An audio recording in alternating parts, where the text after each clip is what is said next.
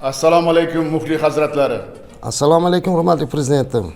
Siz bilan butun musulmon ummati uchun mehr oqibat, saxovat va hamjihatlik ayyomi bo'lgan muborak Qurbon hayiti arafasida muloqot qilyapmiz. Yana davoshingizni eshitgandan xursandman. Rahmat. Siz orqali muqaddas Makka shahridagi haj amallarini ado etayotgan barcha hojilarimizni ushbu qutlug' bayram bilan chin qalbimdan samimiy tabriklayman. Mana shunday unutilmas kunlarda el yurtimizga tinchlik va farovonlik tilab, yoshlarimizning baxti saodatini so'rab qilayotgan ezgu duolaringiz Alloh taolaning dargohida iloyim qabul bo'lsin. Amin. Hurmatli shayx hazratlari, xabaringiz bor, yangi O'zbekistonda har yili 15 ming nafardan ziyod vatandoshimiz muborak haj safariga bormoqda. Bunday ulug' ne'mat uchun yaratgan Parvardigorga har qancha shukronalar aytsak, albatta arziydi. O'zingiz bosh qosh bo'lib Makka va Madina shaharlarida katta tashkiliy ishlarni amalga oshiryapsiz, ko'rib juda xursand bo'lib turibman. Albatta alohida aytish kerak, podshohlik rahbariyati ko'magida ziyoratchilarimiz uchun barcha zarur sharoitlar ham yaratilmoqda. Hurmatli muftiy hazratlari, oxirgi yillarda diniy ma'rifiy sohalarda islohotlarimiz xalqimiz qalbiga, ma'naviyati va ma'rifatiga juda katta ijobiy ta'sir ko'rsatyapti. Imom Buxoriy majmuasi, Islom sivilizatsiyasi markazi, Marg'iloniy majmuasini foydalanishga topshirdik. Bugun shu maskanlarda bo'lgan mehmonlar ulug' ajdodlarimizning bebaho merosi bilan yaqindan tanishib, o'zlari xursand bo'lib, qayta duolar qilyaptilar. Qadrli shayx hazratlari, ziyoratchilarimizning sog'liqlari qanday, kayfiyatlari qanday, ulardan qanday xabarlar va niyatlari bor, sizdan eshitmoqchiman. Assalomu alaykum hurmatli prezidentim, yana bir karra. Avvalo yurtimiz hojilarini samimiy salom va ezgu tilaklarini yetkazishga ijozat bergaysiz. Sizni rahnamoligingizda haj safari uchun barcha tashkiliy ishlar amalga oshirilgani va yuksak e'tibor uchun minnatdorchilik bildiramiz sizga. Shunday ehtiromdan ruhlangan ziyoratchilarimiz muborak manzillarda sizni haqqingizga juda ko'p duolar qilishyapti. Qolaversa, yurtimiz rivoji, xalqimiz farovonligi, yoshlarimiz ilmi ma'rifati uchun iltijolar qilmoqdalar. Alloh taologa shukrki, bu yilgi haj mavsumi juda yuqori kayfiyat va yuksak saviyada o'tyapti. Makka, Madinadagi sharoitlar barchaga manzur bo'lyapti. Hojilarimizga 8 nafar ulamodan iborat delegatsiya, 305 nafar 50 boshi, 65 nafar ishchi guruhi, 50 nafar shifokor, 12 nafar yurtimiz oshpazlari xizmat qilishyapti. Mamlakatimizning 9 ta aeroportidan hamyurtlarimiz to'g'ridan-to'g'ri Madinaga yetib kelib, Rasul alayhissalomning masjidlari yonidagi 5 yulduzli mehmonxonada istiqomat qildilar. Bu esa Masjid-i Nabaviyda ko'p ibodat qilishga imkon berdi. Ayniqsa jannat bog'laridan bir bog' deya ta'riflangan Ravza-i Sharifni ziyorat qilish va u yerda el yurt va sizni haqqingizga duolar qilishlikka muvofiq bo'lyaptilar. Hurmatli prezidentim, hojilarimiz salomatligini doimiy kuzatib borish uchun sizni topshirig'ingizga muvofiq 50 nafar oliy toifali shifokor jalb etildi. Ular orasida fan doktorlari, fan nomzodlari ham bor. Hojilarning sihatlari ko'zdan kechirilib, kerakli yordam, maslahat, dori-darmon hammasi berilyapti. Muolaja uchun kerakli jihozlar mavjud. Yurtimizdan kerakli dori-darmonlar olib kelindi.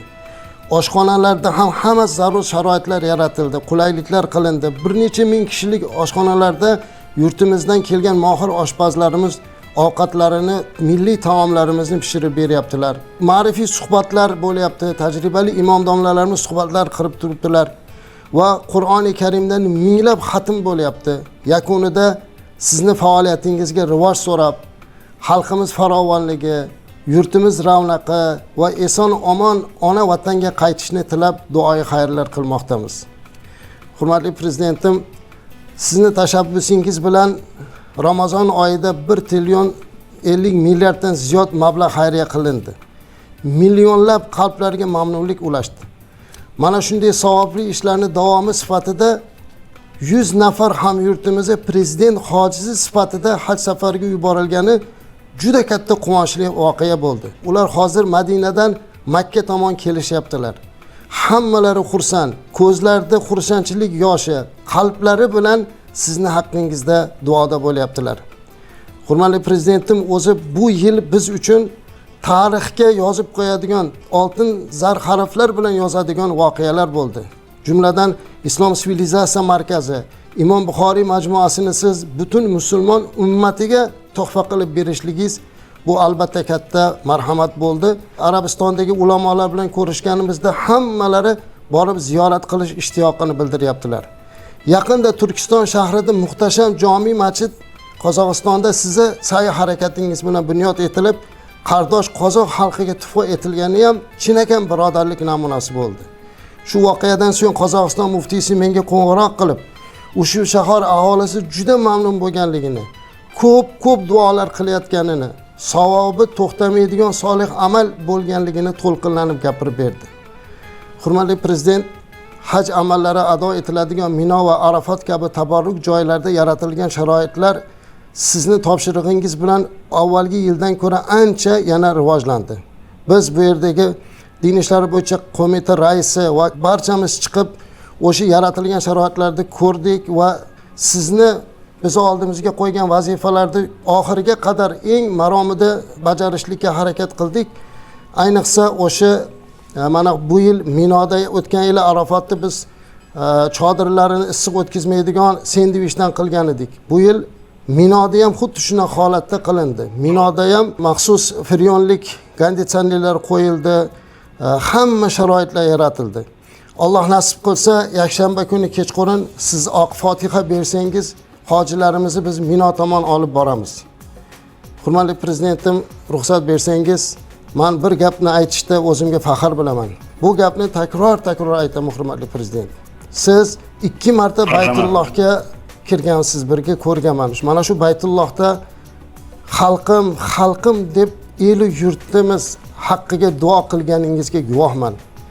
Endi mana shu aziz xalqning 15 ming nafar vakili Arafatda sizni haqqingizga, rahmatli ota-onangizni haqlariga, yurtimiz ravnaqi uchun duolar qilishlikka hammamiz niyat qilib turibmiz va albatta duolarimizdan keyin vatanga ezgu tashabbuslar bilan qaytamiz.